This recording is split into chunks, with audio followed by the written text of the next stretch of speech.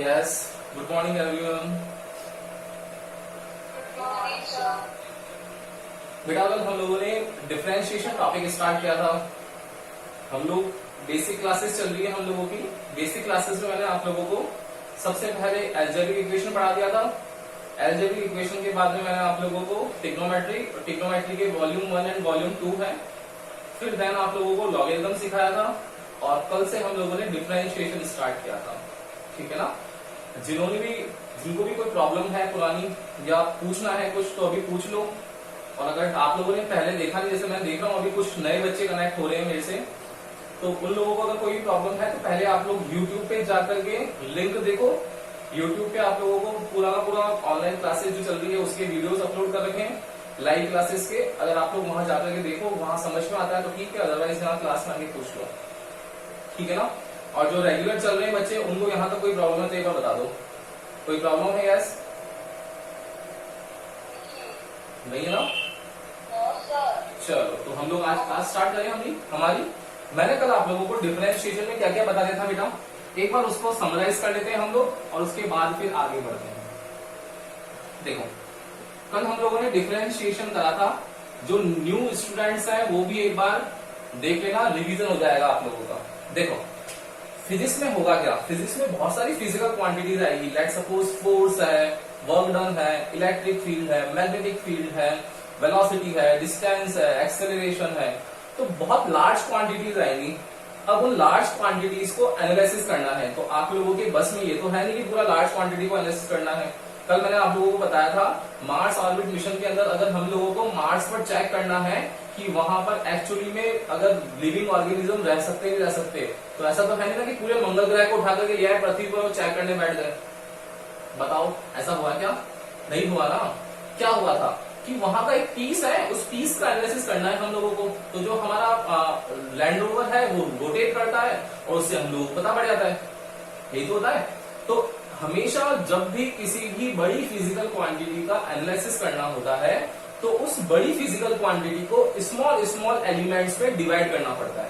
और जब small elements में डिवाइड करते हैं तो ये तो लैंग्वेज बोल दी मैंने कि बड़ी क्वांटिटी को छोटी क्वांटिटी में कन्वर्ट करना है, तो उसका फिर एनालिसिस कर पाएंगे। लेकिन कोई ना कोई मैथमेटिकल ऑपरेशन भी तो वर्क करता होगा।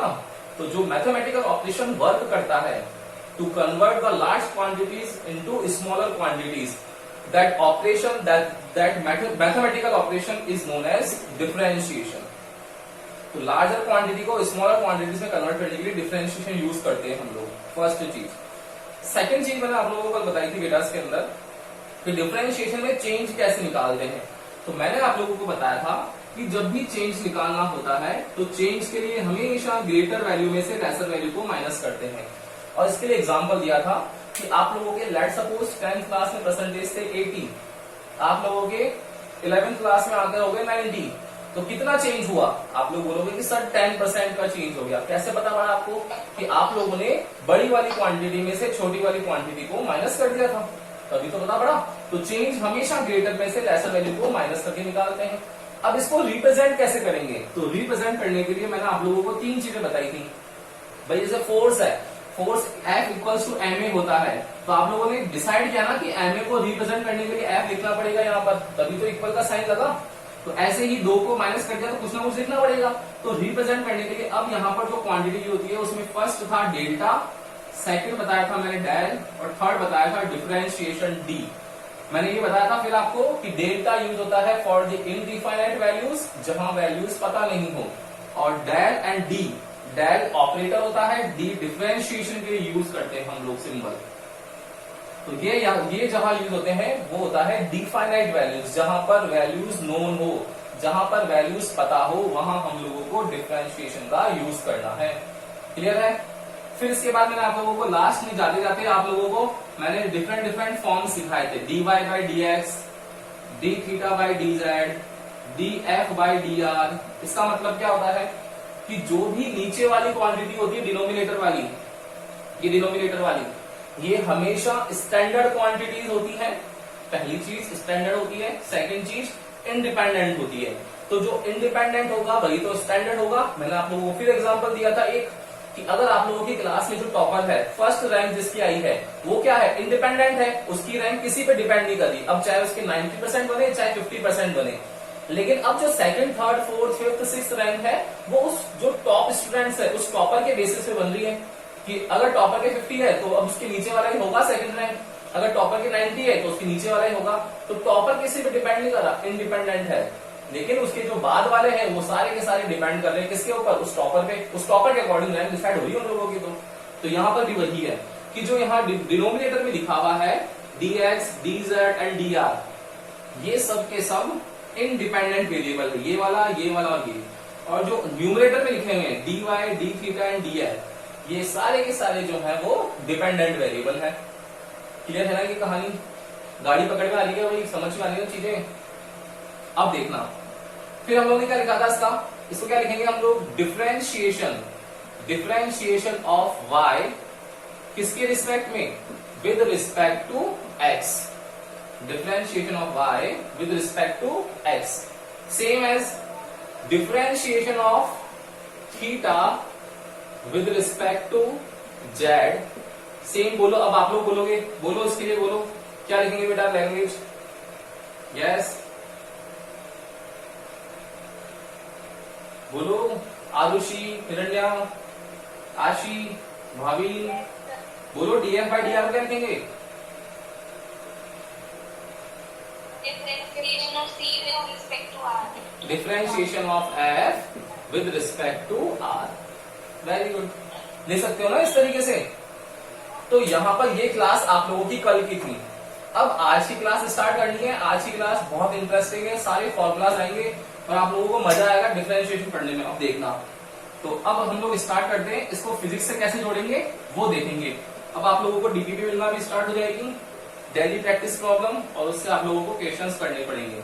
मैंने आप लोगों को पहले बताया था differentiation and integration 90% derivations cover करते हैं फिजिक्स के, तो मोस्ट इंपॉर्टेंट पार्ट है।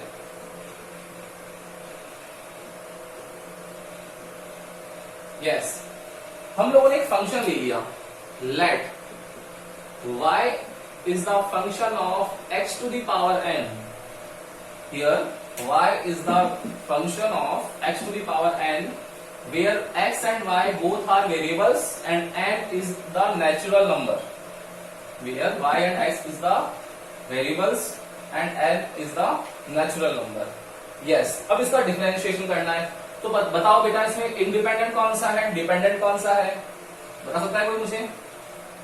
y डिपेंडेंट है, x y डिपेंडेंट है, x इंडिपेंडेंट है। यही तो होगा कि जहां पर x की वैल्यू रखते जाओ y की वैल्यू निकलती जाएगी, अगर x की नहीं रखी तो y की नहीं निकलेगी। यही तो होगा, और x कुछ भी रख सकते हो। तो यहाँ पर अब हम लोगों को डिफरेंशिएशन करना है। तो फर्स्ट फॉर्मूला मेरा आएगा कि मुझे डिफरेंशिएशन करना है dy by dx का। ये क्लियर हो गया।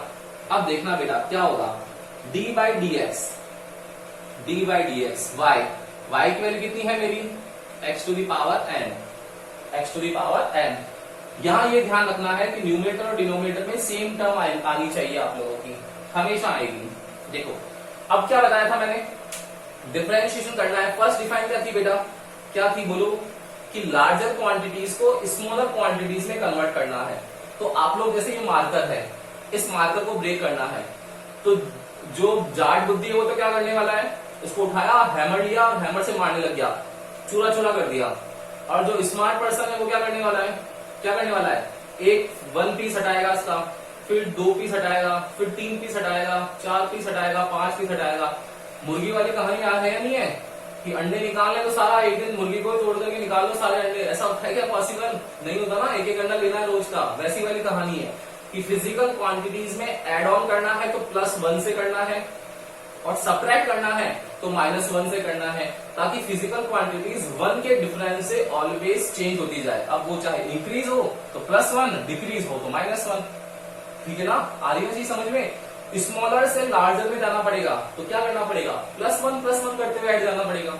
लार्जर से स्मॉलर में आना है तो क्या करना पड़ेगा, -1 होते जाना पड़ेगा। आ रही है ना गाड़ी समझ में? देखो, तो d by dx of x to the power n क्या होगा बेटा, x to the power n का n क्या होगा मेरा, आगे आ जाएगा, और x और पावर क्या हो जाएगी, 1 से कम हो जाएगी। देखो पावर जो है वो 1 से कम हो जाएगी। कैसे भाई, कैसे बोल रहे हो सर ऐसा आप? मैं ऐसे बोल रहा हूँ, देखो y बराबर मेरा एक्स क्यूब है, आप लोग बोलोगे कि सर फिजिकल क्वांटिटी है, एक्स क्यूब की फॉर्म में आ गई, अब मुझे इसको एनालिसिस करना है, कैसे करूं मैं? कुछ नहीं करो, आप इसका डिफरेंशिएशन कर दो, dy बाई dx कर दो। क्या करोगे बेटा dy बाई dx में? d by dx x cube, इस एक्स क्यूब को ब्रेक करोगे तो क्या आ जाएगा? Power will come out and 3x 3 minus 1 2। फिर आप लोग बोलोगे कि सर अब ये बच गया, इसका एनालिसिस करना है मुझे, और तो क्या करेंगे? d by dx 3x square लिख दिया मैंने, ठीक है। अब यहाँ पर x स्क्वायर है, इसका फिर बाहर ले लो तो क्या आ जाएगा? 2 और x 2 माइनस 1 तो कितना आ गया? 2 और x बच गया, ठीक है ना। तो इस तरीके से हम लोगों ने क्या करा, इसको ब्रेक कर लिया, इस तरीके से कर लिया ना ब्रेक। तो dy by dx equals to d by dx x to the power n की वैल्यू आ जाएगी n x n minus 1। Yes, वहाँ पे 3 भी तो है ना, उसका क्या? उसका नेक्स्ट फॉर्मूला आएगा, आपका पढ़ा हुआ है पहले से, इसलिए आप बोल रहे हो, ठीक है ना। ये 3 मैं यहाँ पर केवल अभी वो सेकंड फॉर्मूला है बेटा अपना, अभी मैं केवल x to the power n single variable का डिफरेंशिएशन सिखा रहा हूँ आपको, ठीक है ना। तो first formula dy by dx equals to d by dx of x to the power n equals to n x n minus 1 होगा। आगे क्या समझ में चीजें बोलो, क्लियर है ना। एक बार इसका स्क्रीनशॉट ले लो, फिर हम लोग नेक्स्ट फॉर्मूले पे मूव करते हैं। बायो वाले बोलना भाई, बायो वालों को समझ में आना चाहिए, स्पेशली मैथमेटिक्स वालों को तो फिर भी काफी कुछ समझ में आ जाता है, क्योंकि मैथ्स में भी पढ़ना होता है डिफरेंशिएशन। मैथ्स वालों को इंटीग्रेशन समझ में नहीं आएगा, लेकिन इंटीग्रेशन उन्होंने 12th में पढ़ेंगे वो, लेकिन यहाँ इंटीग्रेशन 11th में पढ़ना है। चलो ले लो स्क्रीनशॉट, ले लो फटाफट से एक बार, फिर आगे चलते हैं सेकंड फॉर्मूले पर।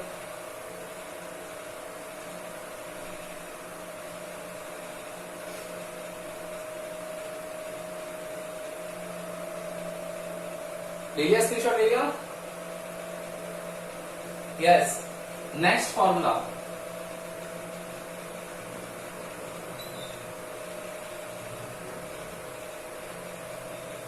First formula is dy by dx equals to d by dx और x to the power n। अब मेरा यहाँ पर आप लोग बोलोगे कि सर जरूरी थोड़ी ना है कि हमेशा एल्जेब्रिक इक्वेशन में भी केवल वेरिएबल फॉर्म में आए, हो सकता है किसी मल्टीपल फॉर्म में भी आ जाए। तो किस मल्टीपल फॉर्म में आ सकती है कि सर मेरा वेरिएबल जो है वो y equals to c x to the power n की फॉर्म में भी आ सकता है, आ सकता है, बिल्कुल आ सकता है। तो क्या होगा? dy by dx equals to d by dx and y की वैल्यू पुट करेंगे हम लोग तो c x to the power n आ जाएगा, ठीक है ना। अब देखना यहां पर c क्या है? कांस्टेंट है, c can be any constant. अब c जो है उसको हम लोग कैसे डिफाइन करें? जो c है हमारा वो c कांस्टेंट है, और मुझे आप लोग बताओ कि मैं यहाँ पर dy बाई dx लिख रहा हूँ, ये बेटा चेंज ही तो लिख रहा हूँ। dy बाई dx क्या है मेरा? चेंज ही तो है, change in y with respect to x। तो जब कांस्टेंट के अंदर कोई चेंज होता है क्या? कोई बता सकता है मुझे? बताओ, कांस्टेंट के अंदर चेंज हो सकता है क्या? कांस्टेंट 100 है, 100 क्या 99 हो सकता है क्या? नहीं हो सकता। 100 क्या 101 हो सकता है क्या? बोले नहीं हो सकता सर। 100 तो 100 ही रहेगा, कांस्टेंट हमेशा कांस्टेंट रहेगा, उसकी वैल्यू में कोई चेंज नहीं होगा। तो क्या करना पड़ेगा मुझे? इस कांस्टेंट को बाहर निकालना पड़ेगा। निकाल दिया कांस्टेंट को बाहर, पीछे क्या बच गया? d by dx of x to the power n। अब इस x to the power n को सॉल्व करेंगे तो कितना आ जाएगा? c x to the power n का फॉर्मूला बताइए आपको, तो c n x n minus 1।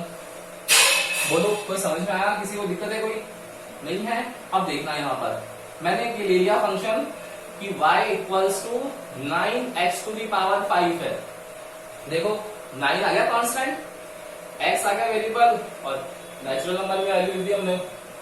क्या होगा बेटा इसका differentiation? dy by dx equals to d by dx, y की जगह वैल्यू पुट करेंगे तो 9x 5। क्या करेंगे हम लोग इसमें से?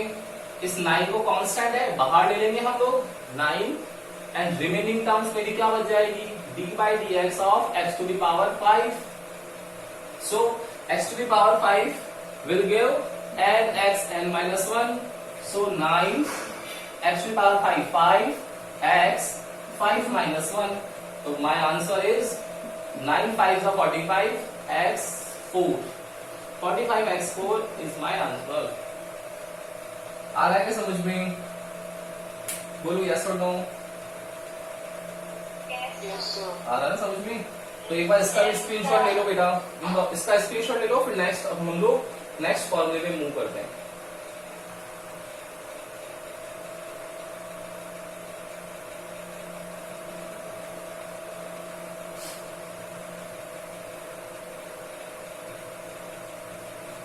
Yes, done. Yes, sir. Now, third formula is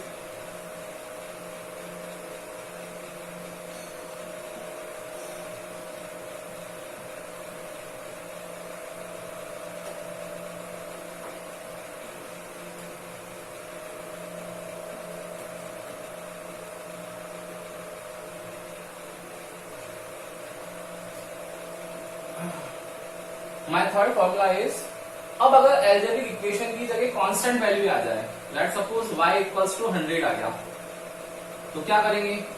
dy by D x equals to कोई भी कांस्टेंट वैल्यू आ सकती है c, तो मैंने क्या करा?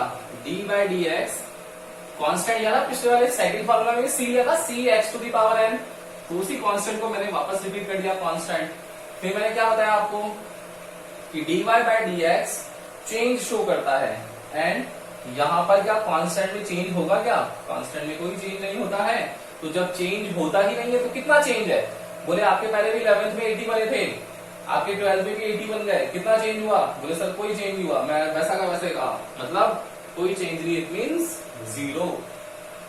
मेरा कांस्टेंट का डिफरेंशिएशन आ जाएगा कितना? जीरो।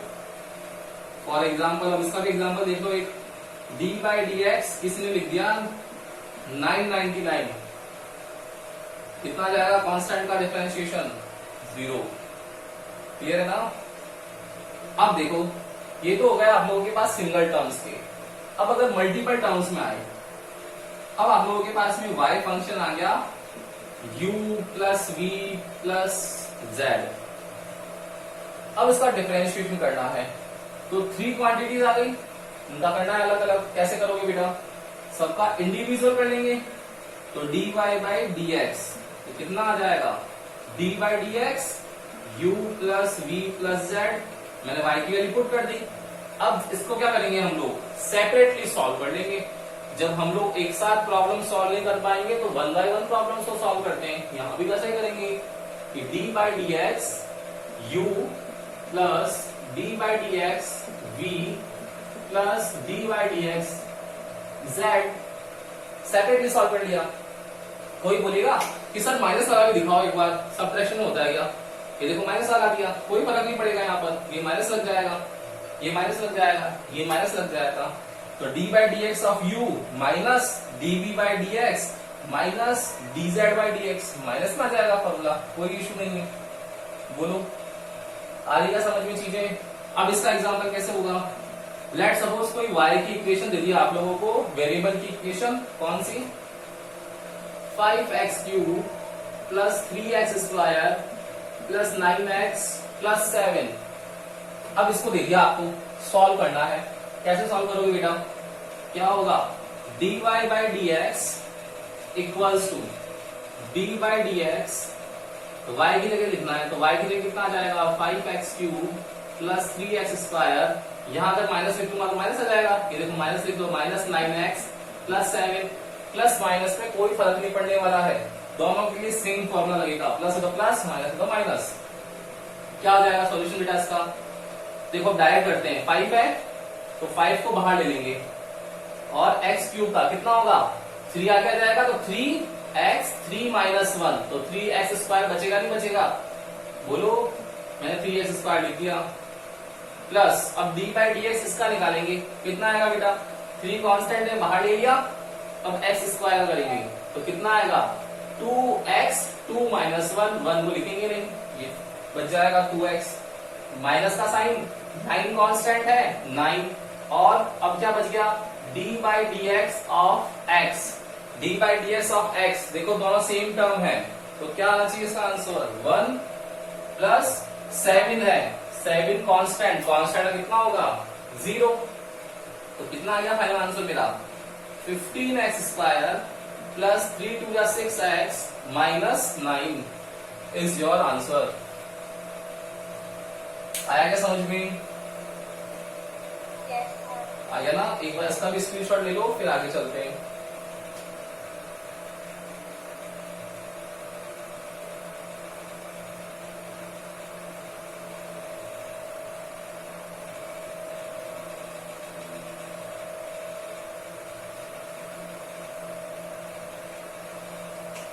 Yes, taken.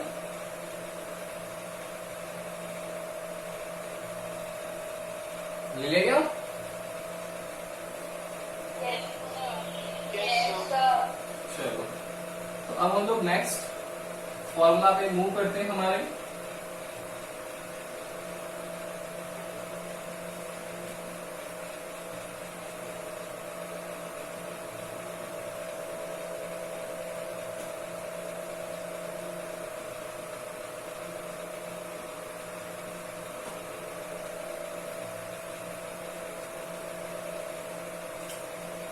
अब नेक्स्ट फिफ्थ फॉर्मूला है हमारा d/dx। अब जो मेरा y का फंक्शन है, देखो एलजेब्रिक इक्वेशन के 4 फंक्शन प्लस में आ गया, माइनस में आ गया, अब आना चाहिए मल्टीप्लाई में, तो मल्टीप्लाई लिख दिया मैंने u इंटू वी। मैंने 2 फंक्शन लिख लिए u इंटू वी के फंक्शन में। अब इस फंक्शन को बोलते हैं हम लोग यहां पर, याद रखना, हैंडशेक फंक्शन। इस फंक्शन को बोलते हैं हैंडशेक फंक्शन। मुझे बताओ भाई, अगर आप लोगों को किसी से हैंडशेक करना है तो हैंडशेक आप लोग कैसे दोनों हाथों से करते हो क्या? एट ए टाइम एक से एक मिलाता है, यही तो होता है। तो जब भी अगर जेस्चर आपको हैंडशेक का है तो आपको हमेशा 1 to 1 आपको हैंड आपको मिलाना है, ऐसे करना है आप लोगों को। यहां भी वैसा ही है कि d/dx of u into v है, दैट मीन्स आपको हैंडशेक फंक्शन के अकॉर्डिंग दोनों वेरिएबल में से आपको एट ए टाइम केवल सिंगल वेरिएबल का डिफरेंशिएशन करना है। कैसे करोगे बेटा? u है, इसको मैंने ले लिया फर्स्ट, v है, इसको ले लिया मैंने सेकंड पर्सन। अब मुझे डिफरेंशिएशन करना है, तो मैं क्या करूंगा, एक बार फर्स्ट वाले से हैंड मिलाऊंगा तो सेकंड वाले को छोड़ दूंगा, सेकंड वाले को छोड़ दिया, बाहर निकाल दिया, फर्स्ट वाले से मैंने हैंडशेक कर लिया। अब मुझे सेकंड वाले से करना है तो मैं फर्स्ट वाले को छोड़ दूंगा, तो u को छोड़ दिया मैंने और फर्स्ट वाले सेकंड वाले से कर लिया मैंने d/dx। कर लोगे ना ऐसा? फॉर एग्जाम्पल देखो, अभी मैंने बताया था y equals to 3x²।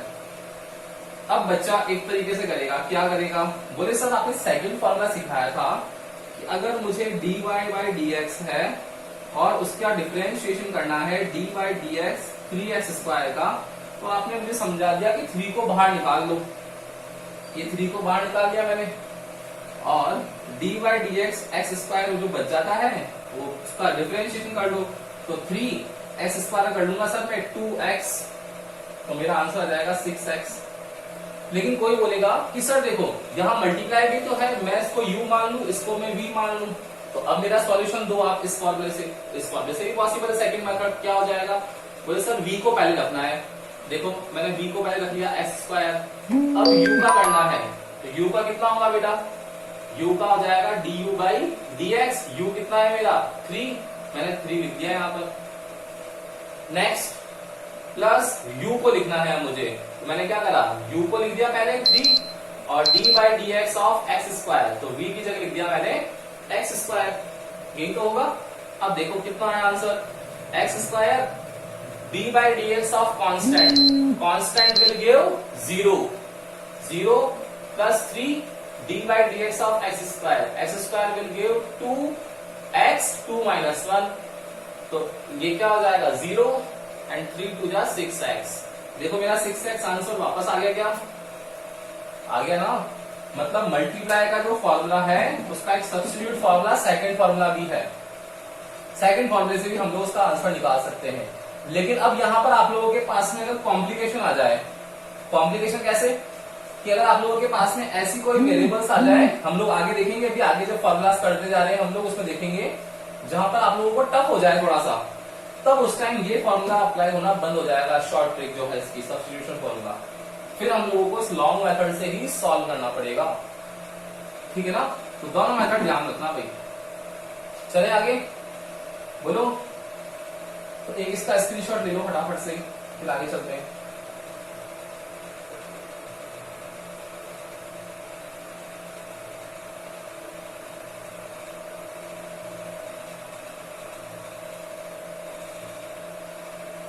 Yes, ले लिया क्या स्क्रीनशॉट? यस और नो?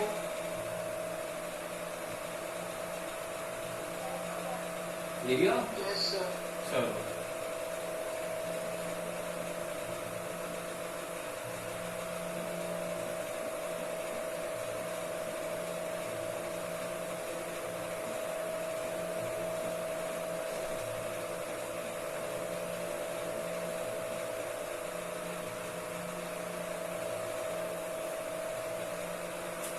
यस।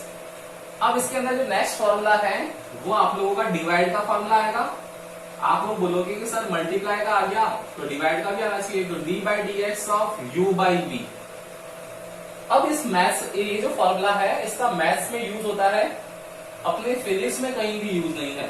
तो आप लोगों को इस फॉर्मूले को पढ़ना ही नहीं है, अदरवाइज आप लोगों को मैथमेटिक्स वाले टीचर सिखा देंगे कि पहले v का करना पड़ता है then d u by D x. Formula बता दूंगे आपको।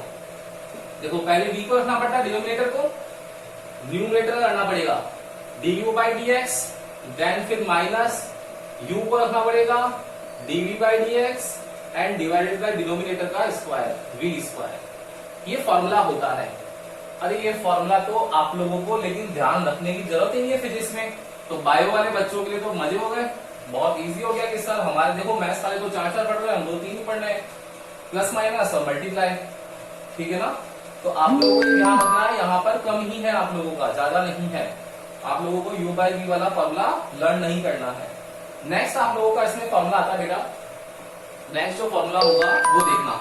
अब आता है ट्रिग्नोमेट्रिक फंक्शन। ट्रिग्नोमेट्रिक फंक्शंस कौन से आप लोगों को पता ही है? Trigonometric function d by D x of sine X आ गया, सेकंड आ गया आप लोगों का d by D x of cos X आ गया, थर्ड आ गया आप लोगों का d by D x of tan X आ जाएगा, फोर्थ आ जाएगा आप लोगों का d by D x of cosec X, फिर फिफ्थ आ जाएगा आप लोगों का d by D x of sec x, और फिर सिक्स्थ आ जाएगा d by D x of cot x.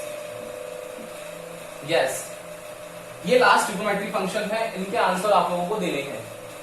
तो अब मैंने आप लोगों को ट्रिग्नोमेट्री जब सिखाई थी तो बताया था इंटरचेंज होगा, तो यहाँ पर 2 में इंटरचेंज होगा, बाकी में नहीं होगा। कैसे चेंज होगा? Sine x will convert in cos x, cos x will convert in sine x, बस इन 2 में चेंज होगा। टेन एक्स आ गया तो टेन एक्स का कितना होगा बताओ, कोई बता सकता है मुझे? टेन एक्स का कॉट एक्स, यही होगा क्या? अरे कन्वर्जन नहीं है, ये डिफरेंशिएशन है। टेन एक्स का क्या होगा?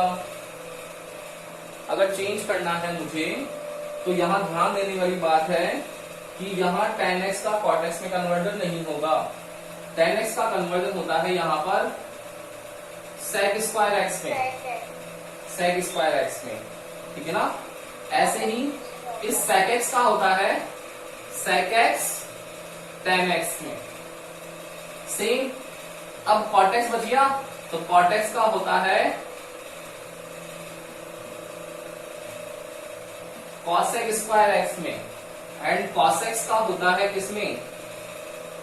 कॉसेक एक्स कॉट एक्स में। याद रखना ये d by D x of sine x का कन्वर्जन होता है cos x में, cos x का होता है sin x में, tan x देता है मेरा sec square x, cos x होता है मेरा cos x cot x, sec x होता है मेरा sec x tan x, and cot x होता है मेरा cosec स्क्वायर x। क्लियर है? बोलो, ठीक है ना। अब देखना यहां पर जहां जहां c है, ये c सेकेंड फॉर्मूले में, ये c फोर्थ फॉर्मूले में, ये c सिक्स्थ फॉर्मूले में। जहां जहां c है वहां आपको राइट हैंड साइड में माइनस लगाना पड़ेगा, यहां भी माइनस, यहां भी माइनस, ठीक है ना।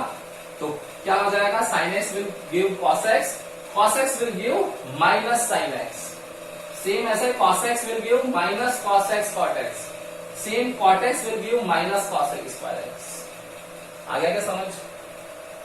ये फॉर्मूलाज हैं, ये आप लोगों को लर्न करने पड़ेंगे एक बार, ठीक है। अब इसका एग्जांपल देख लेते हैं एक बार फटाफट से इसका स्क्रीनशॉट ले लो, फिर इसके क्वेश्चंस करते हैं भाई। फटाफट से एग्जांपल ले लो, उसका स्क्रीनशॉट ले लो।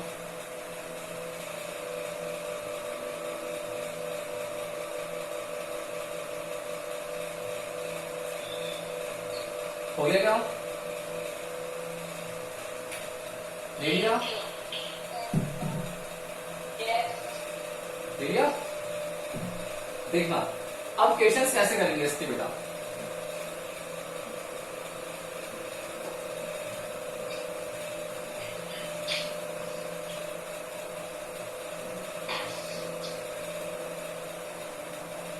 देखो क्वेश्चंस करते वक्त ध्यान क्या रखना है आप लोगों को, वो देखना। मैंने आप लोगों को क्वेश्चन दे दिया y equals to 3 over x, y equals to 3 over x plus sin x minus 10x. Then what will be the differentiation of y with respect to x? What will we do? Guys, क्या करना चाहिए हमें? देखो ये बेटा u plus v का function है या नहीं है? बिल्कुल है। ये u माइनस v का फंक्शन है या नहीं है? है। तो आप बोलोगे कि सर आपने बताया था कि u प्लस का फंक्शन हो या u माइनस का फंक्शन हो, दोनों का डिफरेंशिएशन तो प्लस और माइनस का चिन्ह चेंज करके कर लेंगे हम लोग। तो इसका साइन कैसे चेंज करेंगे इसका, देखना ध्यान से। dy by dx equals to d by dx y, y कितना है मेरा 3 over x plus sin x minus 10x, यही होगा। अब देखो ये 3 over x है, तो मैं सेपरेट कर लूं, d by dx 3 over x plus d by dx sin x, फिर minus d by dx 10x, यही होगा। देखना क्या हो जाएगा बेटा 3 by x, तो 3 तो कांस्टेंट है, बाहर ले लिया मैंने, पीछे remaining term is d by dx of 1 by x plus d by dx of sin x। अभी अभी देखा था d by dx of sin x कितना होता है, बोलो cos x minus d by dx of tan x कितना होता है sec स्क्वायर x, ये sec स्क्वायर x। लेकिन आप लोग बोलोगे सर इसका क्या करें, तो जब भी d by dx of 1 by x होगा, जब भी डिनोमिनेटर में कोई पावर आ जाए, क्या करना है आप लोगों को, उसको हमेशा चेंज करके न्यूमरेटर में लेके आ जाओ। तो d by dx इसको लिख सकता हूँ क्या मैं x टू दी पावर -1, बताओ भाई लिख सकता हूँ ना ऐसा। अब देखो ये x to the power n का फॉर्मूला हो गया मेरा, यहाँ पर n क्या हो गया -1 हो गया, तो कितना आ जाएगा -1 x to the power -1 n x n -1। बोलो आया क्या समझ में, कितना आ जाएगा -1 x टू दी पावर -2, इसको मैं लिखूंगा तो कितना आ जाएगा -1 ओवर x स्क्वायर, मैं यहाँ लिख सकता हूँ डायरेक्ट। तो देखना 3 को -1 से करेंगे तो -3 over x square plus cos x minus sec square x, ये मेरा आंसर हो गया। बोलो आया क्या समझ? हाँ बोलो।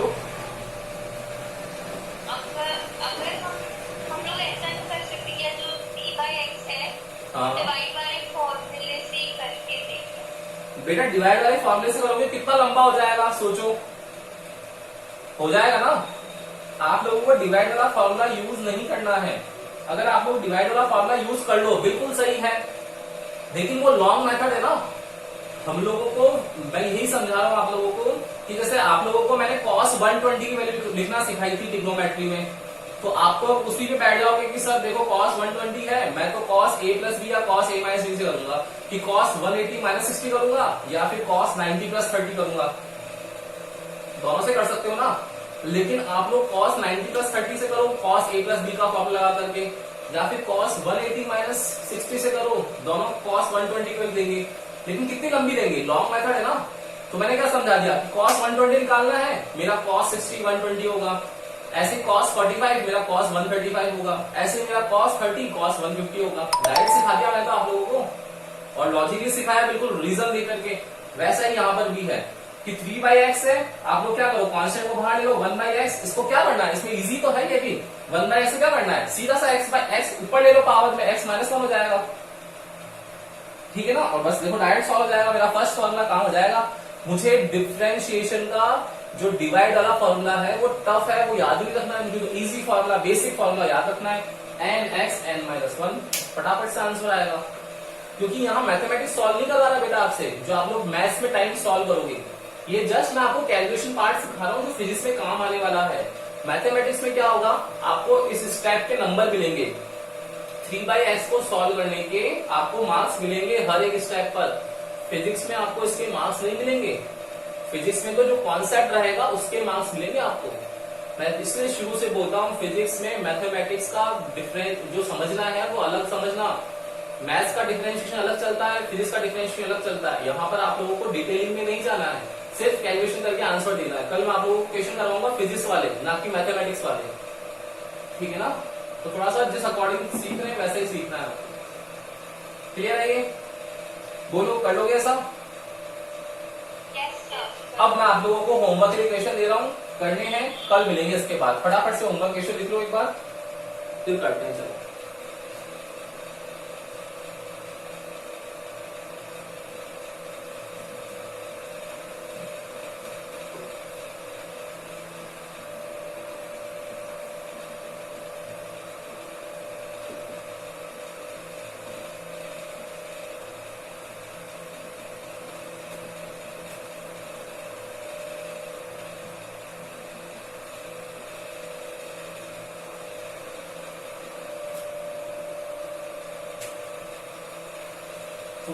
आज की क्लास को हम लोग यही खत्म करते हैं। कल हम लोग आप लोगों को क्वेश्चंस और इसके आगे के जो फिजिक्स से कैसे रिलेट करना है वो कल करेंगे, ठीक है ना। क्लियर है, चलो भाई, गुड डे।